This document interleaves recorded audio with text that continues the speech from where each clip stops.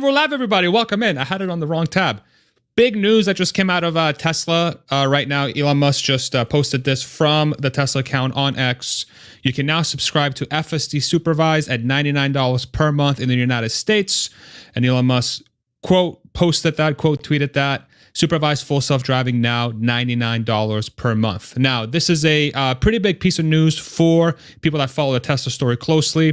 Traditionally speaking, Tesla has been offering this full self-driving option for people in the United States. Now it has been expanded to Canada, where your Tesla car will drive you around in city and highways, but it's fully supervised, where the driver is in control of everything. This news has essentially lowered the price from $199 per month to $99 per month. Now, the reason why this is sort of catching fire a little bit, this was announced about an hour ago since the live stream went live, is that a lot of people have been speculating that Tesla is going to take steps to essentially expand and extend its software expertise to more and more people, so that more and more people can get access to the full self-driving capability in their cars. For the last week or so, maybe a little bit longer, it's been about a week, Tesla has had a free trial for full self-driving out in its US fleet and in Canada as well, where people can experience this software, this self-driving software in their car for free for about a month. And in preparation of that month ending, Tesla has lowered the price to $99 per month.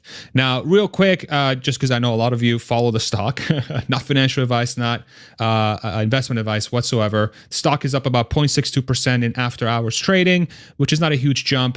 And I think there's multiple reasons why I think that is, which I'm really not going to get into very deeply in this video, but I think it really highlights that there is some attention being paid to this by the markets. Now, for fun, I've done a little bit of math to see what this means for Tesla from, say, a financial perspective, and then we'll talk about the implications of it for the broader story, what it means for self-driving, what it means for Tesla, why is Tesla doing this, things like that. So real quick, I put together a very simple spreadsheet. What this spreadsheet has, it's the number of cars in the Tesla fleet in the United States that's capable of running FSD, full self-driving. There's about 2 million cars in the United States that have what's called Hardware 3, which is the hardware suite in the car that can read, essentially execute full self-driving, the software, and as well as Hardware 4 and other versions that will come later. There's about 2 million of them in the fleet. And so if Tesla's charging $99 per month, and you assume that about 25% of that fleet adopts full self-driving, and this is like a point of contention, which I would love to talk to y'all in the comment section below. We'll do a little bit Q&A at the end if you're joining us live. And our recording, make sure you open up your live chat so you can see what people are saying. If you just do that, a very simple math, and you say, okay, how much money is Tesla going to make per quarter? 2 million cars in the fleet, $99 per month, 25% take rate. It's about $150 million per quarter in revenue, and which basically extrapolates to about 500,000 cars that will have FSD running that monthly service. 150 million over the course of a year is about $600 million per year. What's interesting about that number is that it's likely to just fall to the bottom line for Tesla, which means that this is pure profit for the company. It's about $600 million in pure profit for the company. If we put this within the context of how much Tesla made in the last quarter, they had a big one-time impact of about $5 billion, which kind of, we can wash that out. It doesn't really, it's like a one-time thing.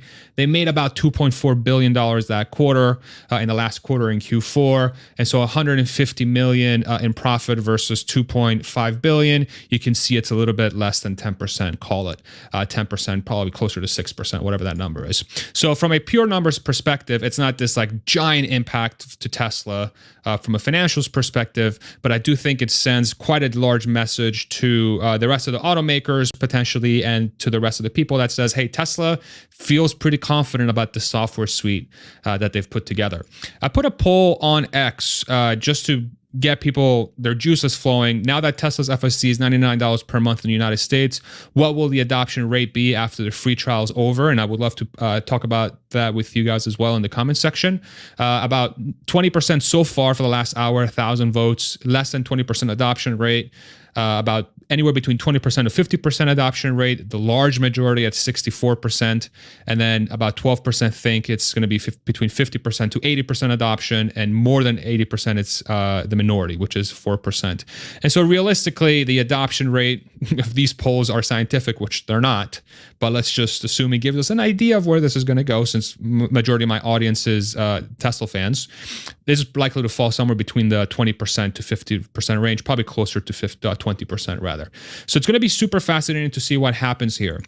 I do think if we look at it from the Tesla perspective of why they decided to do this, I think it's multiple fold. Number one, I think Tesla has seen enough of the data that says that this is a software suite in its current form with the version 12 stack, which is basically an AI-based version of their self-driving software. They're seeing enough from their free trial and their, the beta testers that have been out there that confirms that the system is good, that it performs the way it's supposed to be performing. I've been using it exclusively for the better part of 2 weeks to get us around. My wife and I just had basically 2 hours driving around Austin area, dropping off food for people. We used FSD the entire time, literally on highway and in cities, and my wife loved it, every bit of it. She was a passenger, but she noted how comfortable it was. So there's clear improvement there. With that improvement comes safety implications. So I'm wondering if Tesla's seeing something where, because the self-driving software is intended to not do dangerous things and instead just get you from point A to point B comfortably and safely, I'm wondering if they're seeing an improvement in safety, and they're saying, hey, we need to ensure that this can get in the hands of as many people as possible. And so they're trying to make it more accessible. They're giving the free trial out there for people to try.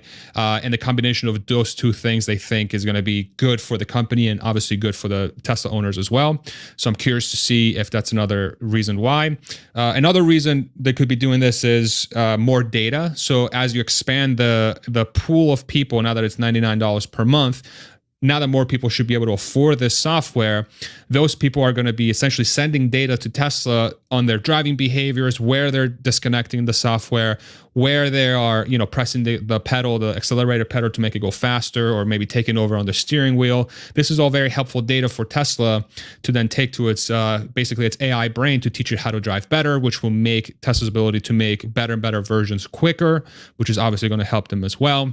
Another variable too is what we just talked about, more revenue, obviously, for the company. The last quarter, the first quarter of 2024, the financials haven't come out yet, but it's likely to be quite ugly from a financial perspective, just because they sold less cars than people were expecting for that quarter.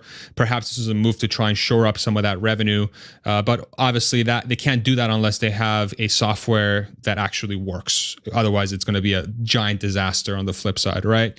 And I think one of the last points around this from why Tesla has chosen to do this, one of the things that Elon Musk has been talking about, the CEO of Tesla, quite a bit, is that he's been, hyping up, for lack of a better word, hyping up Tesla's capability from a software perspective more and more in the last few months, especially as version 12, which is this latest stack that's allowing Tesla to do this free trial and this $99 per month thing. As it's gotten closer onto people's hands, the confidence of Elon and the company has started to grow, where they really feel confident that this is going to be a differentiator for them versus everybody else.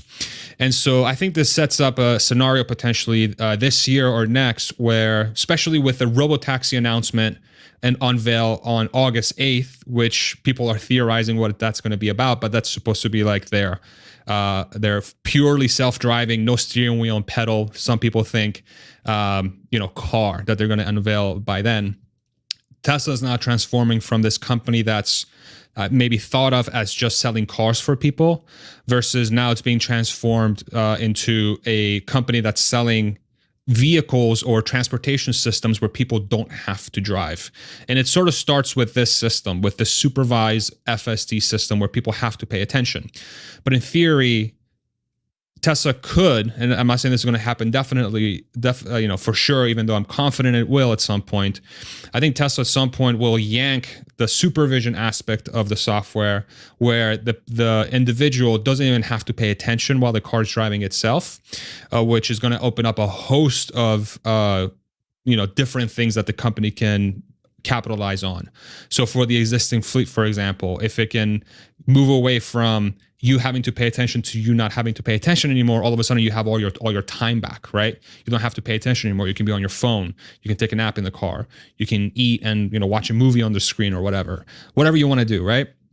And maybe it gives you a ping 10 seconds before you have to take over. Hey, be prepared to take over. I'm going to need help in about 10 seconds or 15 seconds or whatever. So that opens up a host of different possibilities, and it could allow Tesla to even raise the price for that system, and it's just a software update. They could do a level 2, which is what it is right now, where you have to pay attention for $99 per month. And then maybe the one where you don't have to pay attention is, I don't know, $300 a month, whatever the formula is, where Tesla can figure out what people's time is worth, because that's really what the formula is going to be.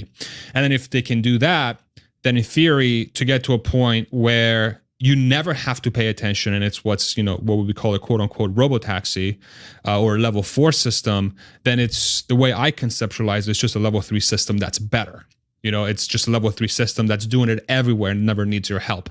That could require additional hardware. That could require, regulations or regulators stepping in and changing the laws potentially. But the foundation is set for the company to go down that direction. And so the combination of this announcement and and Tesla coming forward and Elon coming forward saying that August 8th will be the robotaxi unveil, I think it really points to the fact that Tesla is now really starting to really heavily leaning into this AI, self-driving sort of angle that they've been working at for the better part of 8 years. And it seems like 2024 might be the year where it starts coming to fruition, the beginnings of it. Now, the other thing I want to talk about too, which is super, super interesting, is that on the website, Tesla still offers full self-driving capability for a full price of $12,000. Your car will be able to drive itself almost anywhere, right? And this is literally the same exact thing as the $99 per month feature set, but instead of paying $99 per month, you're paying $12,000 up front, right? And it would essentially take 10 years to pay for that software on a monthly basis versus paying $12,000 up front. And now that they lower the price to $99 and they haven't changed this, I think it's raising a lot of questions in my head as far as, what's the point of this? Why would somebody pay for this when they can just pay $99 per month, and when it's going to take 10 years to pay for itself, right? And I have theories. On this. I think what this will be, complete hypothesis. I'm probably super wrong on this, but I'm just trying to make sense of why Tesla would keep the price the same on this. Is that I think this is going to turn into a token of sorts, where Tesla essentially will charge people to have access to what they're going to call the robotaxi network, or basically the app that they're going to use that's going to be the Uber equivalent, where people can add their car to the fleet, and then people can hail their car without them having to be in it. So a self-driving car. Complete guess. I'm wondering if this will give people the ability to add their cars to the fleet, if that's how they're going to turn it. Maybe not this version, but maybe at some point they'll have that token that will allow people to do that. It's kind of very similar to the in New York City, the medallion system for taxis, for the yellow cab. These medallions give you the right to operate a taxi in New York City, and they cost, I don't know, I forget what the number was, like $1 million. I forget what the number was. Ridiculous. It costs whatever it costs. And then that gives you the right to enter the taxi network in New York. And then you pay, you can either take a loan out to pay for it or whatever. And then you work to pay that off as you operate your taxi in New York. I'm wondering if this is going to be turned into that as they turn on the robotaxi fleet. So, if I have this on my car, on my Model Y, could that give me the ability to now add my Model Y to the network so that it can make me money?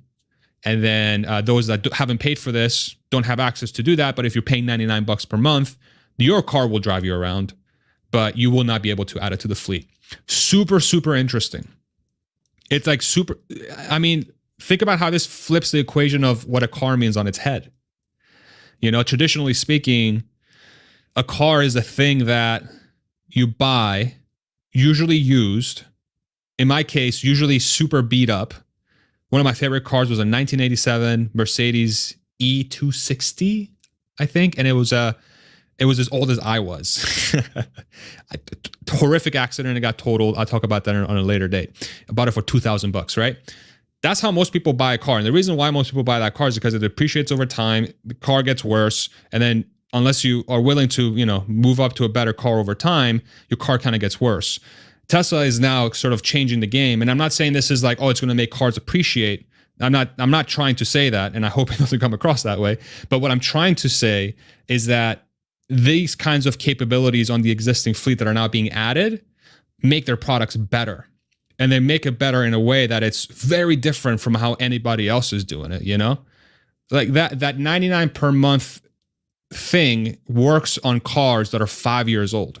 It's just very, very fascinating. Literally 5-year-old cars that have been in the fleet in the United States can now pay $99 per month, and their car can suddenly drive them around with them paying attention in most situations. And it's not perfect; still needs to get better. So, very, very interesting stuff. Let's do some Q&A for a little while. See what folks are thinking. Very helpful for me if you write question before your question. I can find it much easier in the chat. Drop any comments you have as well. We'll start going through them and see what's going on. Jeff, shout out Jeff. People should pay just to sit in my vehicle. Sure. Everybody who owns a Tesla probably is thinking about that. If people are allowed to add it to the network, that would be great, huh? From Tommy on X, do you think that $12,000 would allow future L3, L4, L5 versus 99 will only be L2, level 2? Yeah, I mean, and for those that are not familiar, L3, 4, and 5 is just level 3, level 4, level 5. Level 2 is you have to pay attention at all times, even though the car is driving itself. Level 3 is at some points you don't have to pay attention, and the car will tell you when you do or you don't have to pay attention. Level 4 is a car where you don't have to pay attention at any point, but it still has steering wheels and pedals. And then level 5 is a car that drives itself, and there's no steering wheel and pedals. So there's like zero way for you to even interact with the car. I feel like that might be it. But this is just speculation and like just a complete shot in the dark. I have no freaking idea. But it is interesting. It is really interesting that this is still up here, because there's like no reason. My next Tesla, I'm not going to pay for this unless I'm like looking to add it for the robotaxi. Why would I pay for this? I just pay $99 per month, unless they raise the capability, unless level 3, it becomes $399 per month to your point. But it's still $12,000. But like the value proposition right now makes no sense. Really, really weird. Really weird. Thank you, Tommy. Mwah. Our baby boy's due May 25th. Love you, baby. You're the best. That just made my heart just so happy. You're so cute. Let's see. Question: my 2019 Model 3 Performance requires a $1,000 hardware upgrade to run FSD. Is that worth it? Yeah, I mean that's your that's up to you to decide. The hardware upgrade will give you the ability to do this, to have an autonomous system where you can pay, where you still have to pay attention, $99 per month. So in a year's time, you would have to pay $1,000 plus. Let's say you have the software for a year, $2,200, and then from that point forward, would be $1,200 a year. So that's entirely up to you. From my experience, my wife and I really like having FSD in our car because it works extremely well in our area, to the point where I just have to pay attention. And if I ever want to take over, it's literally out of preference, it's never out of safety concerns. And I find that really valuable, because it's sort of like it takes a load off my brain. I just pay attention to my surroundings, and I'm not actively trying to avoid being killed by somebody else. FSD does that work for me. So it's completely up to you. My recommendation would be try to find somebody who has FSD on their car that's near your area, and try it out. Take a ride around the block and experience it for yourself. I feel like Tesla should be able to let you take a loaner out for a couple hours and just try it out in your area and see how you like it. But for me, it's worth it, but that's obviously up to the individual. Let's see. Hi, Farzad from Ty on X. Do you think $12,000 will come down? I have no idea. Yeah, this is like the $1 million question. I have no idea why this is still here. To me, if I put myself in Tesla's shoes and I put on my extremely terrible business hat, I'm going to try to move everybody over to the monthly payment so that it's just recurring revenue that I can predict very easily. And then this sort of whatever this is becomes my token to access the robotaxi network where I want to add my car to the fleet so that other people can hail it. I don't think there is a lot of people can tell me if I'm wrong here. I don't think there's any value in buying the technology up front when it costs so little to pay per month, where the rate of return is 10 years on it. It doesn't make a lot of sense to me, but y'all tell me if I'm thinking about this incorrectly. So I don't know. I think instead of it coming down, they will change the meaning of what this is. If it becomes that token where you can add your car to the robotaxi and the existing fleet can operate as a robotaxi, where it just drives itself everywhere and people can just basically hail your car as an Uber, in theory, this number would go up, if anything. Because $12,000 to gain access to that, you can probably pay for that in a year. And there's very little business opportunities out there that are this obvious that have an ROI of a year. Usually it takes multiple years. So I don't know. No idea. Farzad June. We got a Persian brother here with Don. Thank you, man. What are your thoughts on how this is going to affect the regulatory process? Excellent question. I think it's going to bring more eyes on the reality of this technology actually happening. I think it's going to bring more scrutiny, which is good. I think one of the things that I often try to do is, even though I'm a big fan of the Tesla, it should be pretty obvious if you follow this channel, I still want to ensure that all lines of people having issues with the technology or wanting to make sure it's fully vetted are completely open, because God forbid there is some sort of critical failure that is in the system that none of us are aware of. It needs to be found or it needs to be monitored. And so if anything, I think it's just going to bring more attention to this is becoming a reality. And it's going to force the hand of, say, NHTSA and all these other regulatory agencies to take this stuff seriously and work very closely with companies like Tesla and whoever else is offering stuff like that to get it to a point so that it's maximally valuable for the customer. It actually saves lives, which is the primary intention of this software, and it works as intended. So it's going to increase scrutiny. It's going to increase the amount of attention on it. It's probably going to massively increase the amount of news articles that cover this story in a way that maximizes clickbait. Tesla self-driving car almost kills everybody in New York, right? That writes itself. I should just be the New York Times freaking chief editor. It's just, that's what I predict will happen. And I don't think that's necessarily a bad thing. It's just, I think it just highlights the fact that this is happening. And so if you're somebody that's been tracking this space closely, you've expected this to happen at some point. So that's where I think we're going. That is where I think we are going. I don't even know whatever. I just came back from the gym. I'm tired, y'all. I'm sorry. My grammar sucks. Dan Wall from YouTube. Question: is there any information on the FSD cars being able to communicate with each other to coordinate lane changes, off-ramp access, and overall traffic efficiency with each other? I don't believe this is a feature in the car right now. I'd never really bought the sort of, I think that this would be truly that valuable in the long term. Because if you have a self-driving car that knows how to drive perfectly at all times, stuff like this kind of becomes, I guess, irrelevant, because the cars will just follow the laws of the road perfectly. But then if every car is self-driving, would the current laws of driving apply to self-driving cars? That's probably no, which then means that your proposition probably becomes more and more the case, because it's like, just get rid of stop signs and traffic lights and just let the cars talk to each other. I don't think we're there yet. I think we're really far away from that. For that to happen, you would have to remove every human driver, I would assume.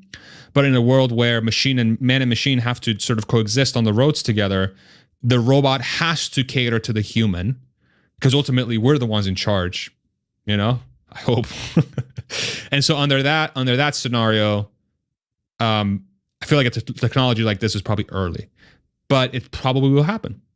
It's a great question. Thank you very much. From Be Present, does this open opportunity for other car manufacturers to start using FSD, maybe for a higher price, say $125 per month? Thanks. Great question. So Elon Musk has spoken about wanting to license this technology to other automakers to get on the FSD sort of software and hardware stack. And I very much think that this will be the case at some point, as long as Tesla can maintain its lead from a feature set perspective, like meaning that it has a really good software that truly works really, really well. And then that ends up being by far the best solution on the road because of the advantage they have from a data perspective. If that holds true, then a car company that doesn't have a vehicle that can drive itself feels completely obsolete. And so if you don't adopt this technology, what's going to happen to your company, right? Kind of in the same way that like makers like Ford, GM, and every legacy automaker adopted Tesla's charge, their plug, the NACS, the NAC standard, the North American Charge Standard. In the same way, they almost had to adopt that charging plug because Tesla by far had far and away the best charging network for them to stay relevant. In the same token, they may have to do the same thing with FSD. As long as Tesla can prove that FSD is a giant moat that is not easy to, and a moat meaning like basically something that's so far ahead that's impossible to catch up to. Essentially, they have such a huge lead that they are forced to adopt the technology. I think that's the only way this happens, in my opinion. We'll see. Great question. Thank you very much. What's the most challenging scenario Tesla might face this year from Grasp? I mean, there's multiple.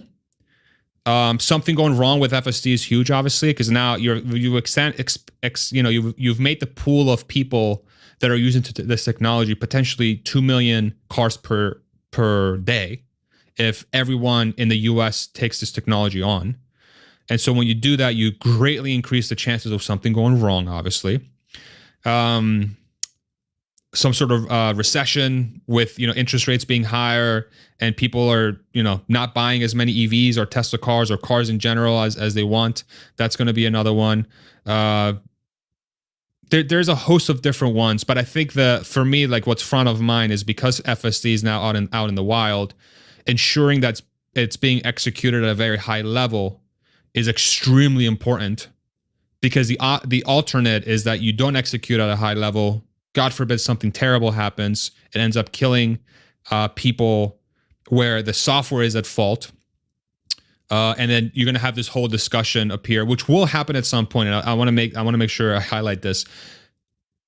Unfortunately, this software at some point will cause something terrible to happen, because nothing is perfect, right? And then it's going to open up this entire discussion that's going to be like, okay, we have data that shows that cars with this technology save 90% of road deaths per year, right? So instead of having 40,000 deaths, we have 4,000 deaths. But this also means that 4,000 deaths are and I'm just throwing these numbers, literally pulling it out of my butt. So I'm just making up numbers. But the narrative will be software kills people. But are we going to be able to view it through the lens of, yes, but it also saved 90% of lives, right? Just like when you're in an airplane, for example, a lot of us, when we go on a plane, I feel like some of us do think about this because it is kind of a freaking scary experience, but you don't immediately go on the plane being like, I'm prepared to die. I'm prepared for this thing to just freaking fall out of the sky and explode and I'm dead, right? As long as self-driving cars reach that level of safety, I think that dynamic will sort of go to its rightful place, which is humans understand the risks associated to the technology, but we also accept the fact that it's 1,000 times better than we are at whatever, way better than we are at driving, right? How many people drive drunk every year? How many people kill people because they're driving drunk, distracted driving, so on and so forth? That discussion appears, right? And so, and I hate to say it this way because I don't want it to happen, but chances are it will. When a situation like this arises, it's important for a company like Tesla to have everything necessary to prove that system net is significantly safer, like orders of magnitude, 10 to 100 times safer, even potentially more than a human. And so, as sad as it might be, it's still a good thing for humanity because we're saving so many lives in the process. Super difficult discussion. It will happen at some point because a company like Tesla is taking the risk of being basically first to market with this in a way. They will bear the brunt, combined with the fact that Tesla is a super clickable name. Elon Musk is a super clickable name. Somebody dying, God forbid, super clickable. Robot kills people, super killable. Clickable. You have this combination of factors that make this just a home run for any media outlet to run with whatever they want, right? And politicians will jump on it too. Politicians will be like, hey, this guy's killing people willingly. So they might face that this year if something like that were to happen. So very interesting waters we are going into right now. Real quick, I want to give a shout out to Christopher Roger for the $7 Canadian super sticker. Thank you very much. Really appreciate you. $10 super chat from Ben. Thank you very much. Appreciate you very much, brother.